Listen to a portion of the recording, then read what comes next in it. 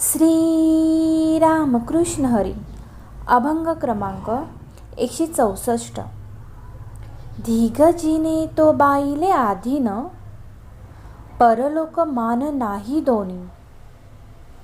धीगजीने तो बाईले आधीन, परलोक मान नाही दोनी. धीगजीने ज्याची लोभावरी मन, अतित पूजन घडेची ना.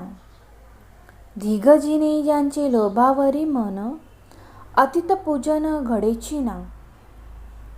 धीगजीने आळस निद्रा जया फार, धीगजीने आळस निद्रा जया फार. अमित आहार अघोरिया, अमित आहार अघोरिया. धीगजीने नाही विवेक वैराग्य, धीगजीने नाही विवेक वैराग्य. झुरे माना लागी साधूपणा, तुका म्हणे धीग ऐसे झाले लोक. निंदक वादक नरका जाती. या अभंगाचे अर्थ आहे, जो गृहस्थ पत्नीच्या आहारी गेलेला आहे, त्याच्या जीवनाचा तुकाराम महाराज धिक्कार करतात.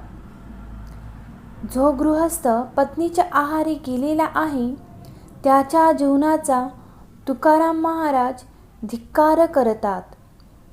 त्याला इहलोक व परलोकी मान मिळत नाही, त्याला इहलोक व परलोकी मान मिळत नाही. जो मनुष्य सतत लोभाचाच विचार करत असतो, जो मनुष्य सतत लोभाचाच विचार करत असतो, त्याच्या हातून अतिथीपूजा घडत नाही, त्याच्या हातून अतिथीपूजा घडत नाही. धिक्कार असो,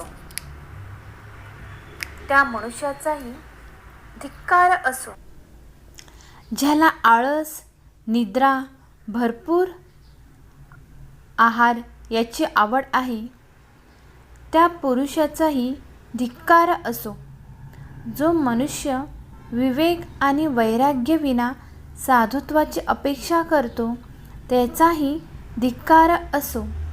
तुकाराम महाराज म्हणतात, परनिंदा करणारा आणि निष्कारण वाद घालणाराही अंती नरकात जातात, त्यांच्याही जीवनाचा धिक्कार असो.